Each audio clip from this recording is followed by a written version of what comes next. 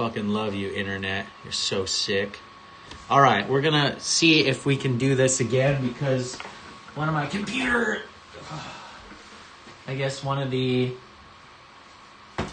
cameras keeps crashing, so we'll see what happens. We got the complete book of Elves, Advanced Dungeons and Dragons, second edition, and 92 cover art. Not so intense, but I think that was the decorative art done by Rob and Rob. That's R-A-A-B, so maybe that's Rab. I don't know these people, and I don't watch too much stuff about D&D, so I kind of just go with what I got in my collection. Braun, color illustrations. He did most of the Dark Sun illustrations. Larry Elmore, he was one of like the original OG dudes to do a lot of the stuff that you'll see within the next few videos. And then we have John and Laura Lakey who did stuff. We'll start off. Here's a Braum. I'm going to bring this up closer. So this is a Braum rendition of an elf in front of a portal, which is, I think, pretty cool. He does a lot of the really in-depth coloration and stuff. It really progressed from the 80s. As you can see here, we have a whole list of what's inside this book. There's just like so much stuff that's there. So, the first thing they do is they have like a paragraph. It talks about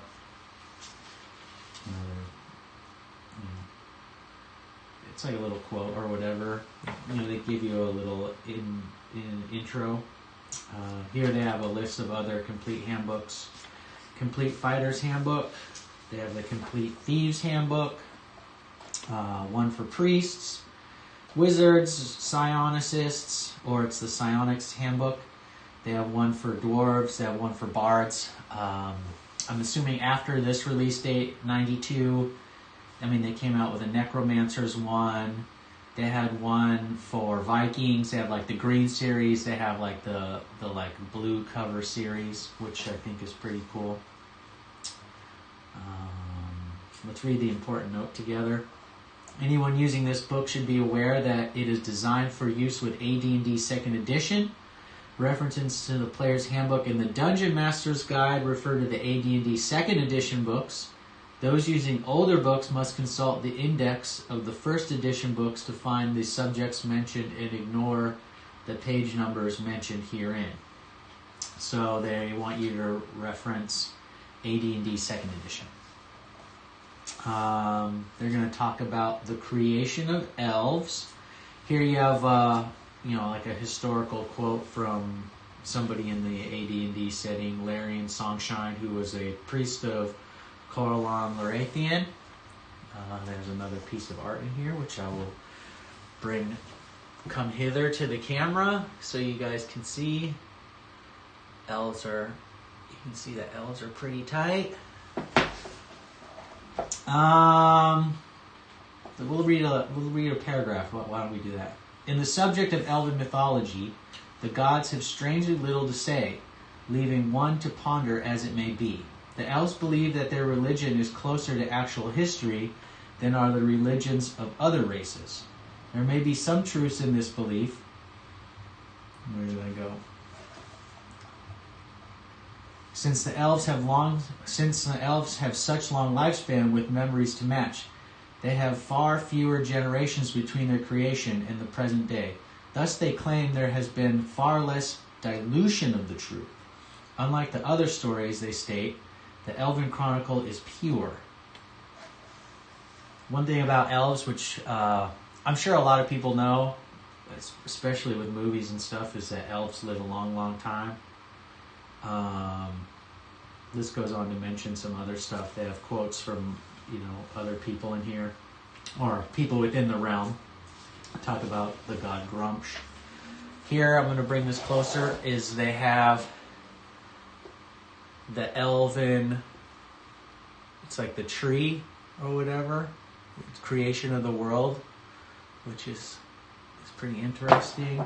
They talk about, you know, the branches of elves. Gray elves branch off high elves, Sylvan, Aquan. You know, there's the alliance. Well, the bottom is the alliance of the Seldarine. Then there's the Gods' War, creation of the elves, creation of others, which is off this little branch according to elves. And then this branch right here is the branding of the Drow, which, you know, it's Drow or elves that used to live on the surface, but then they did some evil god worship, and or they did some bad shit and they got excommunicated or banished. Here's you know, variations on the elf theme of what you can take, which is depending on what I guess depending on what kind of adventure or what kind of campaign setting you're going into, or you know, what you got going on, you can have different kinds of elves. Or if you're the dungeon master and somebody's like, yo, I want to play this, or hey, I like this Aquan elf who is trying to find out about the land and stuff, then you know, you get to add that in. Aquan, Drow, Grey Elves, High Elves, Sylvan. I know now that they have 5th edition and stuff, they talk about Wood Elves and Moon Elves. So I think they probably took some things from these earlier books and then twisted them or morphed them or added or took away or whatever to do their own elf love. So they have heights and weight. They're like the base, and then you just add you roll the modifier. And we get into the actual races of elves themselves, the sub-races. So they start with the aquatic elves, which aquatic elves are like one of the lesser, shall we say, I guess you don't come across them that often, because most of the stuff that goes on, unless you're running like a sea adventure or something of that nature, people don't really come across aquatic elves. So they go, you know, in the beginning they start with, you know, what each of them is and how they started and what they're all about. Dark elves, also known as the Drow or Drow, they're like the evil cousins, I guess. So we'll read a paragraph after that, because it's, you know, everybody loves a spooky, or they like the evil side. You know, dog bites man isn't news, but man bites dog is news. So people like the more dark stuff. Dark elves, also known as Drow, are evil cousins to the other elves, driven beneath the surface long ago by the light-loving elves. These sinister beings have made a home for themselves in what they call the Underdark, the niche they have brutally carved in the underground caverns. They have become the masters and mistresses of dark grottos, and are any intelligent creature shuns them. Whoops. So, yeah, dark elves are super stealthy. I'm sure a lot of you people, if you're watching this stream or the video or whatever, you'll find that R.A. Salvatore, or Salvatore, however you would want to pronounce it, or I guess how Bob would want to pronounce it. He wrote a pretty big saga about dark elves in society. So it starts like, you know, there's like at least a 6-book series in the beginning, Drizzt or whatever. Anyway, on to Grey Elves. They used to be the most noble and most reclusive, and I don't know, they think that they are the protectors of good in the world, but they will stir from the mountains and meadows to protect the lesser races, but only when they are faced with great evil. So Grey Elves a little bit more reclusive. High Elves, which are the most commonly seen. I think High Elves, if you're looking at the whole world of which, especially in Forgotten Realms, which is probably like one of the biggest core areas, you're gonna find that high elves came from like the Cormanthor area, Myth-Drannor, that kind of areas. I think where most of the high elves were. Though nowadays high elves can be found everywhere, as the timeline has gone on. We have Sylvan elves, which are the wood elves.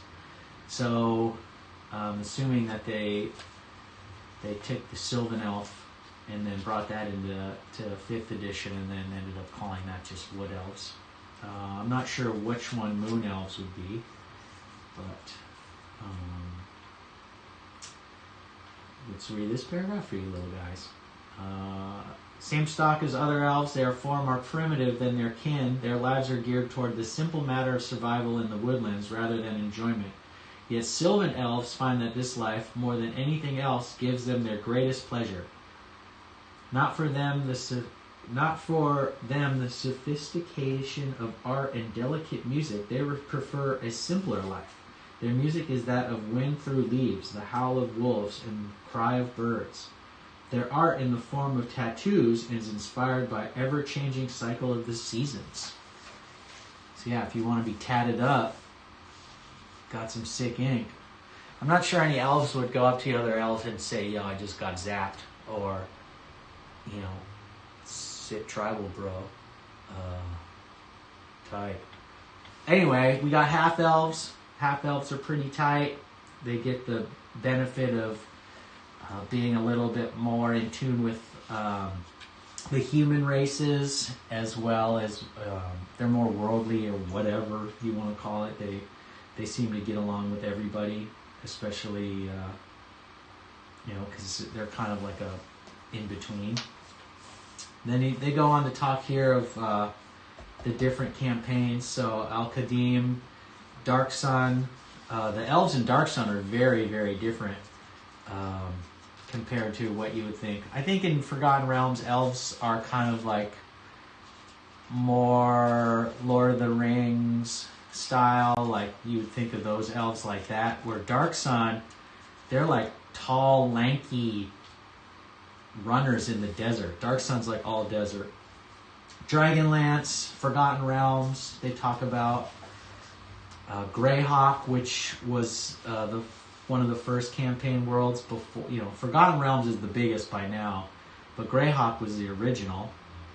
Ravenloft elves, Spelljammer elves. Spelljammer is D&D in space, pretty much. So you have on this page here, which I'll bring up to the ye old camera, is the different settings as to like what elves are in what different settings. So if you are to run Dark Sun, Athos is the land that I guess the world name. So Athasian elves. Al-Qadim, they have just one race of elves, which is like a version of high elves, the Zakaran. Sea elves, which is in Dragonlance. The Kaganesti, which is high elves. Then you have these different Sylvanesti, Tamarnesti, or Tamirnesti, which is Sylvan and Grey Elves, Qualinesti, Kaganesti, Darganesti, different versions. Then when you get to Forgotten Realms, over here, they have, the name of those is the Tel Kasar, or Kasir, Wild or Green Elves. You have Moon, Silver Elves, which are High Elves. Then you have Gold and Sunrise Elves, Elves of the Great Sea, which is aquatic elves. Then you have the Elves of the Fallen Sea, which is 2 different regions within that zone, or within the Forgotten Realms area. Greyhawk, then you have different names for the Sylvan Elves. It's pretty much like Sylvan, Grey Elf. They all just have a different name for the elf family, depending on what setting you're in. Spelljammer, they have elves from all worlds because it's space, or different planes, or whatever. Then we get into the physical attributes in Chapter 3. Chapter 1 and 2 is more historical stuff. Once you get into Chapter 3, we start looking at physiology differences between the elves. My elf has really cool light blonde hair, and your elf has white hair. Elven sight. So aquatic elves, they have like aquatic vision, which is sonar that goes to 360 feet. Drow have 120 feet infravision. Everybody else has infravision up to 60 feet. It says here, aquatic elves do not have actual infravision per se, but above the water. But when they're in the water, they can locate enemies through the dark and even stormy waters by a version of infravision adapted to underwater environments. They do not see heat or cold, but rather the movements of water currents. And the other little double asterisk for drow is that their infravision is so intense that their eyes actually radiate heat. Someone viewing a drow through infravision sees two burning eyes atop a normally glowing torso, which is, they make mention in some of those fiction books where different drow have different color glow. Like some eyes glow lavender, others will glow with like a pale blue hue or a red hue. So, elves, it says they're a little bit shorter than humans. In terms of sleeping, here it talks about the reverie, which elves don't sleep normal compared to the other races in D&D. They have this thing called reverie, which is like a meditative dream state, kind of caught between nostalgia or thinking about history or whatever. I'll read you this first paragraph. Another difference between elves and the other humanoids of the worlds they share is that elves do not sleep in the typical sense, so they can enter the state if they desire. Instead, they gain their rest through a process known as the reverie. The reverie is akin to sleep, yet is very much unlike it. When elves enter this state, they vividly relive past memories, these both pleasant and painful. Like the dreaming of humans, elves have no control over which memories rise to the fore when they relinquish their bodies to the reverie. Occasionally, elves do actually dream, but this is not a frequent occurrence and mostly occurs only when they truly sleep. So we have a nice little guy in here. Look at this. Sleeping body. Or, kind of like a wake rest state. I think elves, resistance to heat and cold, they're about the same as humans. They have other abilities which they talk about, like charm and sleep. They're resistant to. They have stages of life. So here you have the life cycle. Childhood is pretty much, depending on what race, they break down the childhood, middle age, adulthood, adolescence by bracket. Then you get into adulthood is where you get your normal, with this asterisk is where you get your normal stats. But then if you are trying to change your stats, then you could possibly mess with your age category for pluses and minuses.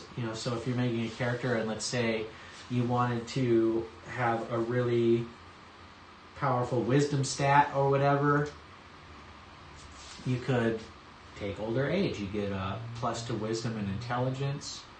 So if you're really old, like venerable age, +2 intelligence, +2 wisdom, but your strength, dex, and con take a -2. So something to keep in mind. They give a breakdown of everything here in terms of adolescent, adulthood, middle age, old age. Elven diet, what elves tend to eat, mostly berries and fruit, maybe lambas bread, since everybody knows about that. They talk about elven breeding, interfertility. They talk about the bond, music. Elven outlook is in here. They have this, let's say a quote, we'll say, from another prominent elven person, or these gray boxes tend to be within the realm, some prominent figure giving you a quote, like Elminster or somebody coming out of the woodwork saying like, hey, this is what it's like. Or here's a quote from You know, John Cougar Mellencamp. You know, it's just an example. John Cougar Mellencamp. You know. So here's another. We'll give you the first paragraph taste. The key to understanding the elven mind is comprehending the years an elf must fill. Most races do not and cannot understand the perspective hundreds of years of life lend to an elf. The incredible lifespan often gives the elf a terrible driving ambition. Paradoxically, it can also give elves a lackadaisical attitude. So elves in the beginning of their lifespan, they're pretty carefree because they know that they have so much of their life ahead of them that they don't, you know, it's kind of a whimsical, you know, they're compared to like humans that have the shortest or one of the shortest lifespans besides maybe goblins or kobolds or anything like that, is there is no urge to live life hard and fast, let's say. Humans, their lives are so short that compared to elves, if you were to play an elf, you're kind of like, hey, yeah, it's cool. You know, I guess you're typical non-committal, let's say. Oh yeah, that's cool, we'll do that, or, you know, kind of in the now. Where humans, if you think about it, humans are like, yo, I'm gonna die, I gotta get it. You know, I gotta chase that dream. I gotta make this happen now, otherwise I'll be dead and won't be able to enjoy it. So in the beginning, like elves, like in the beginning years of their lifespan, they're a little bit more whimsical. But then as they get older, it's kind of like, yo, I've seen so much shit that it's like, I guess I wouldn't say it's like that 1,000-yard stare, but they're a little bit more guarded. They know, they're worldly. They know kind of like what the other races are about. You know, it's like you go through relationships and you're like, let's just say you have a bunch of like weird relationships and the next time you just like, yo, I got hella baggage. You know, so I guess it's kind of like this old elf that's just like, yo, man, I got cheated on like 20 times. Like, fuck this shit. Like, sorry, dog. You know, like, yeah, you might be cool. So they talk about that. They talk about individual worth, emotion, and logic. Generational splits. The elven attitude towards other races, and then they break it down like dwarves and gnomes and halflings. They're, you know, they aren't really cool with dwarves, but they'll they'll come together. Gnomes and halflings, I think they're kind of okay with. Especially, I think, halflings because they're kind of foresty. Humans, they're like, meh, you know. Most of the time, I think elves are kind of like, well, take it or leave it. We're kind of doing our own elf shit. Here's another interesting tidbit. Talks about the elven language, elven livelihood, different rituals, celebration of birth, passage to adulthood, marriage, the blood oath. Let's talk about the blood oath because it looks pretty cool. Too bad we have this bright spot there. Elves are not always peaceful folk. If they or their friends have been grievously insulted or injured, they swear the sacred oath of vendetta, a ceremony carried out in the darkest hour before dawn. When they swear this terrible promise, they forsake all other pastimes to seek retribution. Elves understand this oath and will release the avenging elf from his or her tasks. The avenging elves hunt down the offender to exact some form of vengeance, but be it merely a sincere apology for an insult or something more severe. Typically, a time of service given to the injured elf is enough to satisfy this oath.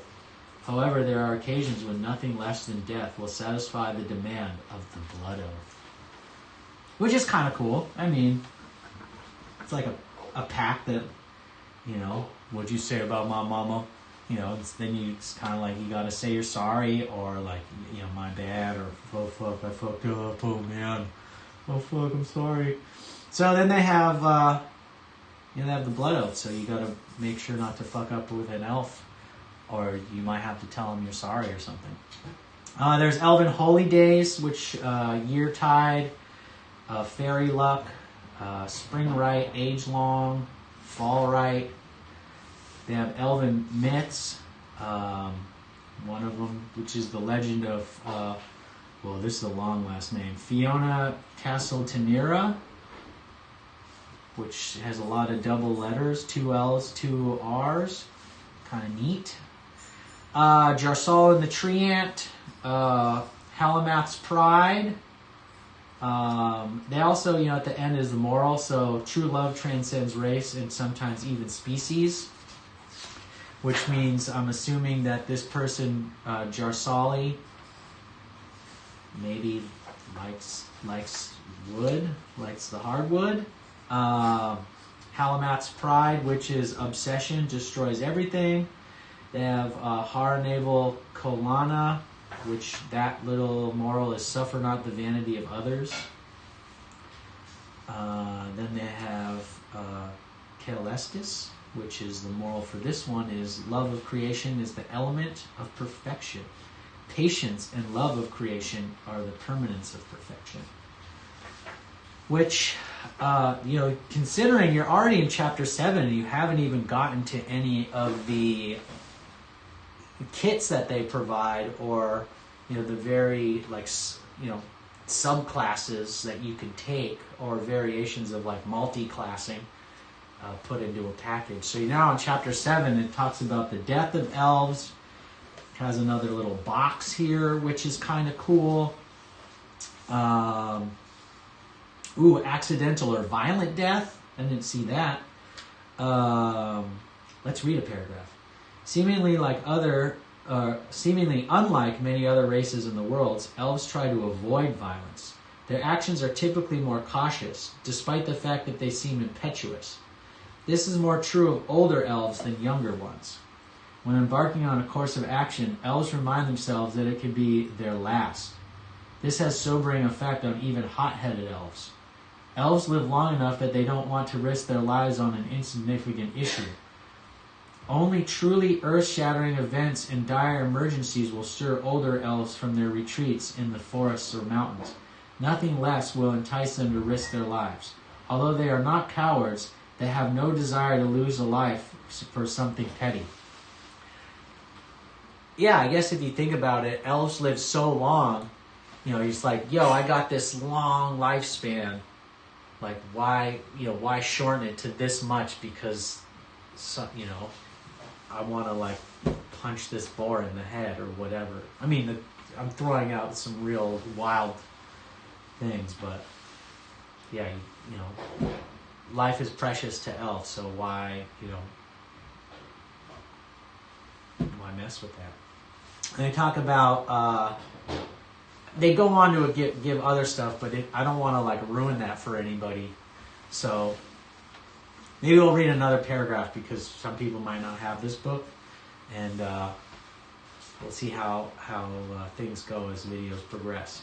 If an elf suffers a fatal accident or is murdered, she cannot re-enter the grand cycle, that mystical rhythm that hurtles the earth through the sphere. Instead, her body lies cold and useless wherever the physical death occurred, her spirit cast out and swallowed by the nameless void surrounding her.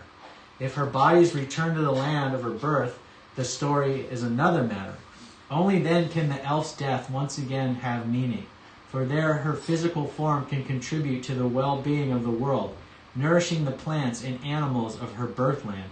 Her spirit is free to enter Arvenath and partake in its glories. So any elf of good or neutral alignment is allowed into Arvenath. I never heard of that word. I'm not the smartest guy. So we're just going to call it Arvenath, or, whatever afterlife elves go to.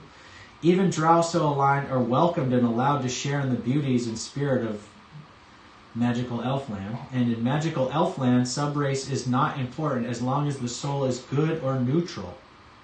Any spirit residing there has earned the right to do so, regardless of what it might have done in life. This is truly a reward for those who live their lives under a pall of suspicion simply because of the circumstances of their births. So,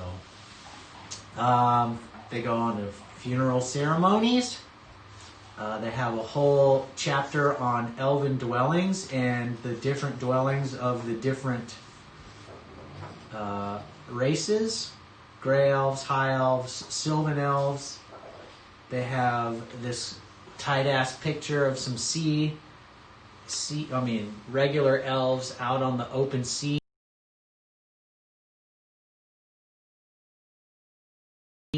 Good. Thought I almost froze my camera. So we got some draconians. So this is clearly Greyhawk, because the draconians are not in Forgotten Realms. This is like a Larry Elmore Greyhawk on the sea, which is kind of a cool little zone. Then we get into optional rules, level limits. Of course, you got the gray box. Proficiencies. Second edition is different than first edition, which is different than third, fourth, fifth edition in that you didn't really have proficiencies, which is like a skill tree. So what they did is in second edition, they added proficiencies you could take depending, there was a general, and then you had ones per class like warrior, there's a priest one, there's a wizard one, just kind of different ones in each one. And if you wanted to go from one to another, you had to spend 2 slots. So let's say you're a wizard, you could pick out of the general and out of the wizard slot. But if you wanted to pick one out of the fighter slot, it would cost you 2 slots. Or like if you wanted to pick one out of the fighter's list, it would cost you 2 slots rather than 1. And then there were some that costed 2 slots because it was kind of a powerful skill. And if you wanted to pick one from out of your class, that would cost you 4 slots. But I don't think anyone even started with that many. I think you only started with like 1 or 2 proficiency slots off the jump. And then you gained proficiencies as you leveled up. So they talk about proficiencies, combat modification. Then they have Blade Song fighting style, because there's a kit back here. It's a Blade Singer, which is kind of... I kind of think of it as like a fighter, bard, magic usey kind of thing. It's pretty interesting. You have it's in Blade Singing. You have like a weapon, kind of like a framework and stuff. Advantages and disadvantages: archery modification, broken charge shot, double arrow shot, foot shot, hanging tree shot, quick draw shot, stapling shot, trick shot, another trick shot? What's the other trick shot? Oh, nope. So, this really is a really cool expanded bow use. I think this is quite powerful, which... you get into a game and a lot of people are like, well, I want to do this. And of course, the Dungeon Master has, it's kind of like they get to call it, or you as a group can decide, like, is this going to be fun or is this going to be like rule breaking or whatever. This is like a pretty interesting framework that, if I wanted to do this or if I wanted to do that, what kind of bonuses do I get and at what cost, like what minuses am I going to incur or whatever. Then they have using bows as weapons. So when archers wielding a bow are attacked in melee, they have little choice but to defend themselves with the bow. In the past, this typically spelled the destruction of the bow, but elves have learned how to deflect some of the force of the blow, thus making the bow repairable. Furthermore, elves have developed bows that are more resistant to this sort of damage. So this goes on to talk about you might be able to turn a blow aside, and there's pluses and minuses with that. They talk about rules for arrow loss or arrow breakage. And then we get into chapter 10, which is character creation and the different kits that are out. They have what they can do is there's a random elf generator box right here, so you just roll a D100, that's your age. D8 will give you what sort of class you can be. Then you roll a D6 for sub-race, alignment, sex, personality, and then you can have a level compared to your PC. So I'm going to walk over here and get some dice off the table here, and we'll just see. Let's just have fun rolling a random jammy. So for D100, our elf is 100 to 200 years old. The D8 says that we are a fighter mage thief, which is I get that's pretty tight, Then we're gonna go with sub race, which is 5, a high elf fighter mage thief.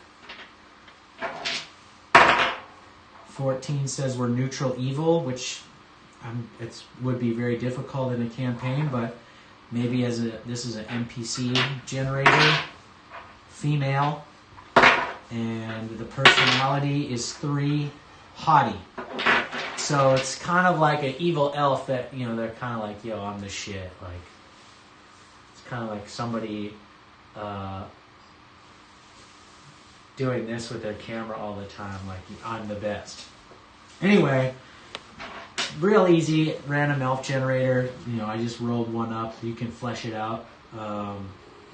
They have elf abilities, which are the standard here. This list here gives you what you're going to see in the player's handbook.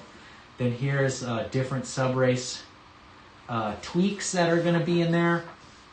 Drow are going to get a different base set for, I think they get, here you go, +2 dexterity and +1 to intelligence. And aquatic elves only get +1 dex. There's different minimums and maximums for each special sub-race. There's going to be disadvantages that are different from each one and special advantages for each one, which I think is pretty interesting. Though I did just find one typo. So here it says Drow infravision is 90 feet, but I believe back here when we were in the beginning, it talked about how Drow infravision right here, 120 feet. So, I don't know. Didn't say. So, there you're going to have, it's our one typo I just found. Here we have another little piece of art inside, which I think this is also Dragonlance related. This is off of the Dragonlance series. This is the one of the, I won't ruin it, but Raceland and Karaman's sister. Gray elves, high elves, half elves. Says here in half elves, they're pretty much, you can make exceptions if you want in terms of what you want to do with their ability scores. Maybe you want to tweak them just a little bit. Then we get into kits. They talk about roll, second skills, weapon proficiencies, bonus proficiencies, recommended equipment. So, then they break it down by class. So first we're going to talk about pre-skills. There's an herbalist, which is, the herbalist can soothe fever, mend wounds, and I guess field medic, kind of. Instead of calling upon Holy Land, you're kind of like a in-between druid style. Herbalists have a chosen terrain. You can restore 1d4 points of damage to a wounded creature if you can reach them within 4 rounds. And that's under the herbalist ministrations. You'll also recover twice as fast as normal. So that's, they have that with one of the feats, not the feats, but the skills that you can take or whatever, proficiencies. Sorry, I'm using 5th edition verbiage. proficiencies or whatever, you can take the herbalist proficiency, and it kind of works the same as the herbalist priest kit here. One of the hindrances is that you make mistakes. So when you're beyond your zone or your chosen terrain, you take a minus to like identifying plants. So there's one like herbalist kit for priests. Warriors get an archer, so that's where the trick shot, shot on the run, and quick draw type stuff would be really cool if you were going to play like a real archer, elven archer. They have a wilderness runner, which is kind of scouty. We have a wind rider, mounted combat, giant eagle type stuff, which I think a lot, knowing how I grew up, this is like a personal little thing, is knowing how I grew up, it was less about us telling a story. Correct me if I'm wrong, or put it in a chat or whatever, or comment below, or whatever you want to do if this is going to be on the old YouTubes. I would say it was less about us telling a story and cooperative, and it was more about the DM versus the players. You know, I've had friends or DMs just like, I'm trying to see how close to killing the party I can without like pulling out a dragon on them at level 1. So anyway, I mean, if you're flying a crazy giant eagle around and like shooting people from the air, it's going to be very unbalanced with other characters. So I think that's one thing. Unless everybody was mounted, then cool. But let's, a guy on the ground level 1 fighter and some other dude's flying around with an eagle and nobody else on the battlefield can hit him, then someone's going to get jealous. Okay, that's all I gotta say. Then they have like combo mage thief kits.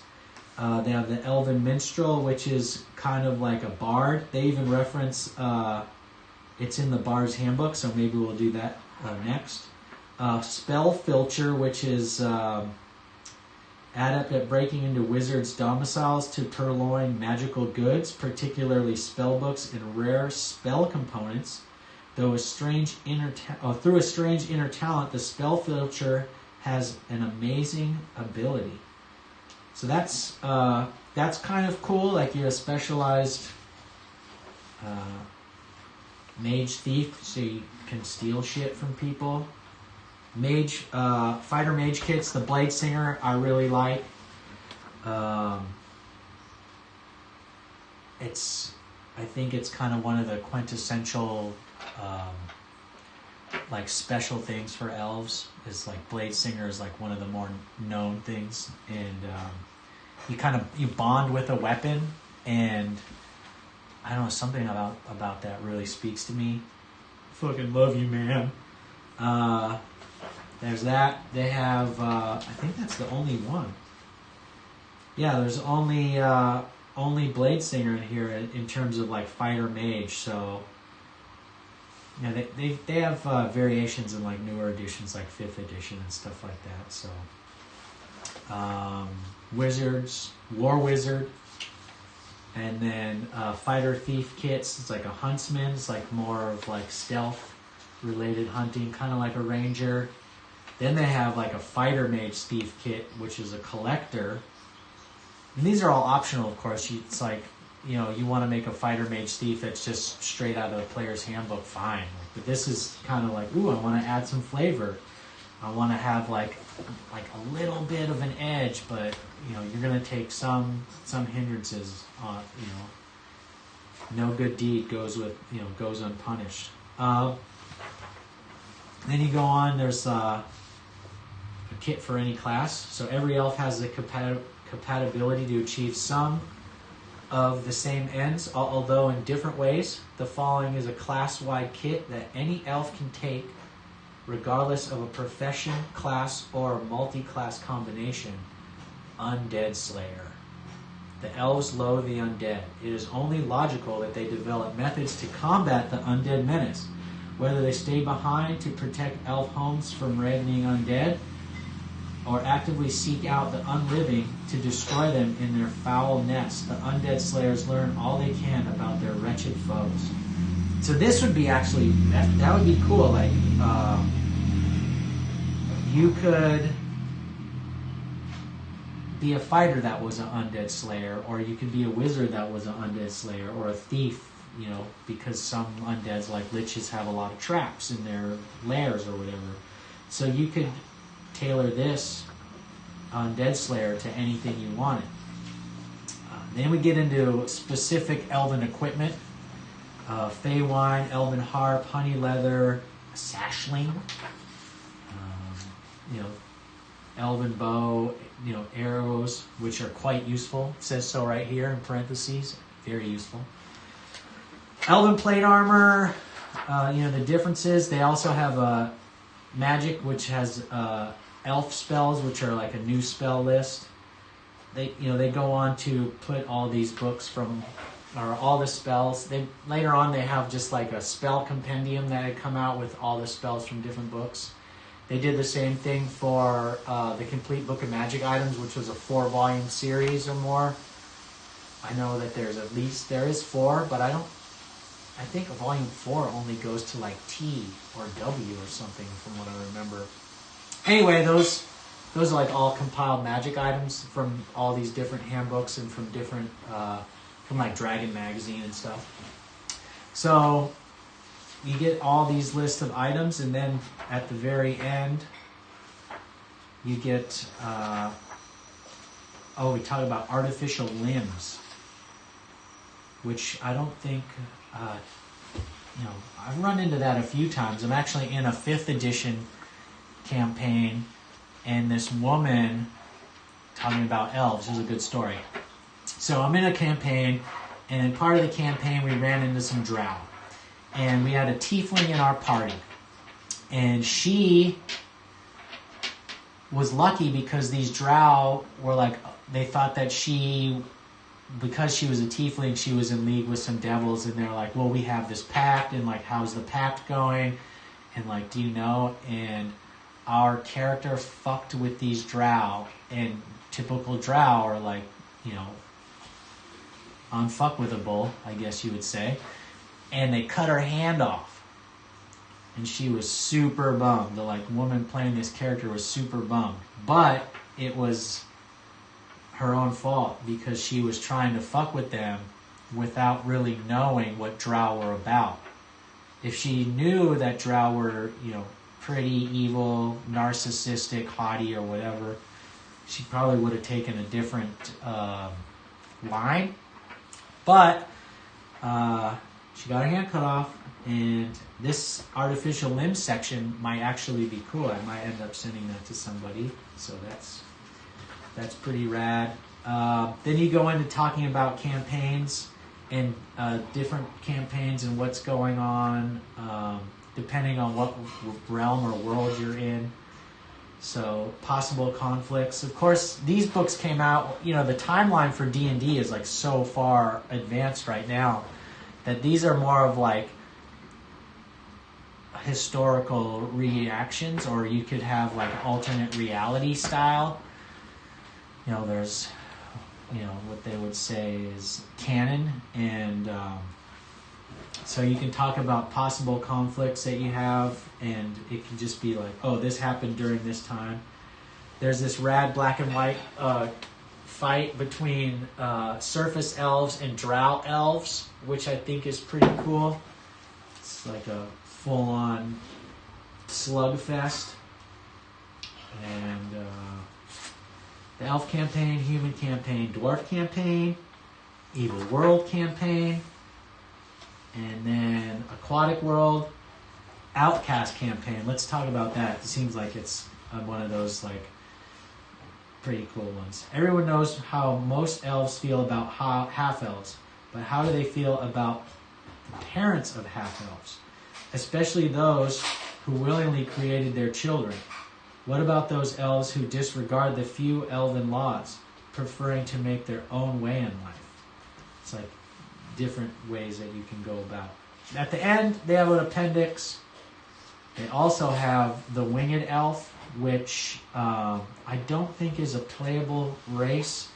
I think it's too powerful for, like, if you're playing a dwarf and then somebody has an elf that can fly, it's kind of a huge gap between what's possible for each of the players. I think it's too powerful. But it is good that it is back here, and it does have the stats because the Avariel or Winged Elf is not in the Monster Manual.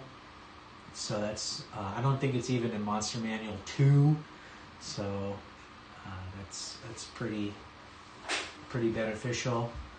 The Kushi, which is, you know, like an elven dog, which is a domesticated hunting animal buddy.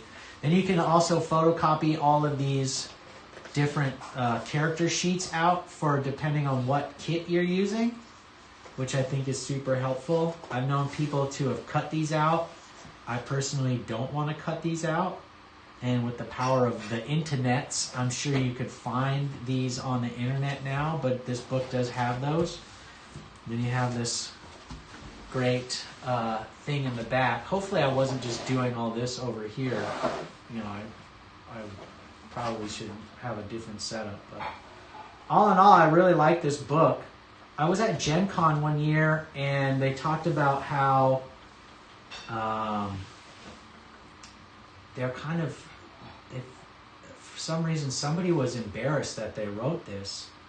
And I think they were doing a thing where if they got enough people to donate to a cause, that I guess Colin McComb would write a formal apology for making this book.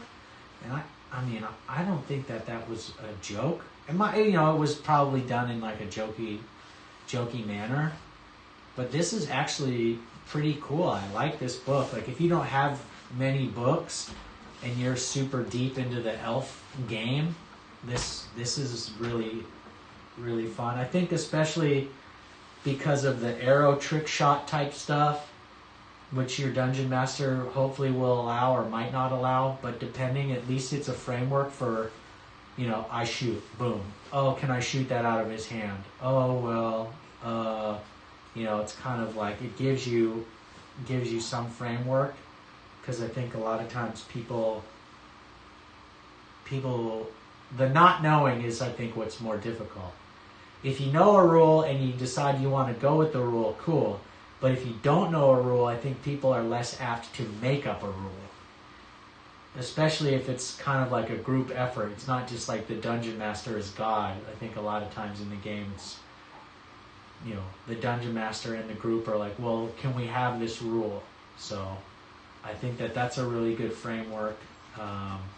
The fact that you can play a drow that comes out in this is pretty cool. Beyond that, there's other handbooks you would get, but I like this one. It's a pretty cool start. So beyond that, if you want to put comments or anything below, I'll try to take a look at them. I see that Bonander is in the chat list, talking to me. I'm glad that you're here. What up? I'm just chilling, talking about AD&D 2nd edition, so I hope you're doing okay. You're probably at work today, but I don't know. Do you have this book at all? I don't know if you have this one. I know that your AD&D collection is definitely growing and big. I don't know. It's probably bigger than mine, right? So thanks Bonander for being up in here. I'd like to play again soon. Hopefully, we're actually in a group together, so they have a pretty rad character that can't be a paladin. I'll talk about their character because it's a really cool concept. They have a halfling fighter that couldn't be a paladin because of the stats, but they definitely play it as a really rad twist on paladin, where, you know, you're a holy fighter and you're super into your god and you're trying to like promote your god, and it's got a real door-to-door salesman kind of feel, but in a good way.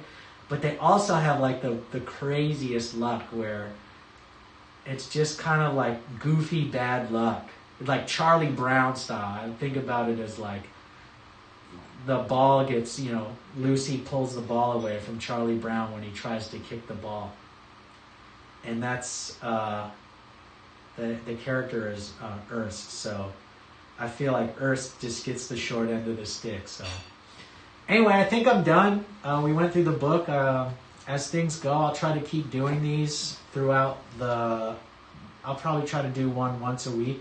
I guess make a schedule of every Monday, hopefully to start people's work week off.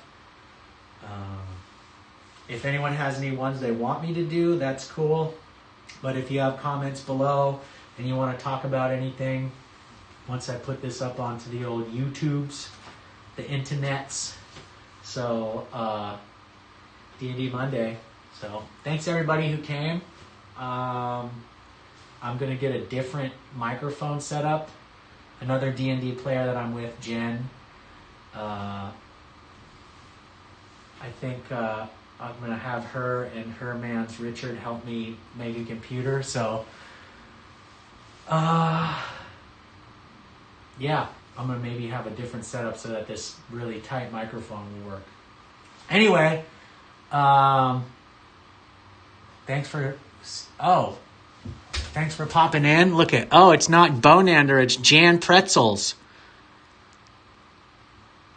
I'm going to put myself in the Dungeons and Dragons category. So, I see it's you, Jan. I thought it was Bonander because I'm so far away from my screen. So, I'm going to go now. But thank you for popping in. And Dungeons and Dragon Mondays, D&DM. We'll get this worked out. Nightbot timed you out for talking too much. I see that. Nightbot is the gatekeeper. All right, I'll talk to you and Richard, and then we'll see how things go from here on out. Thanks for popping in. Bless.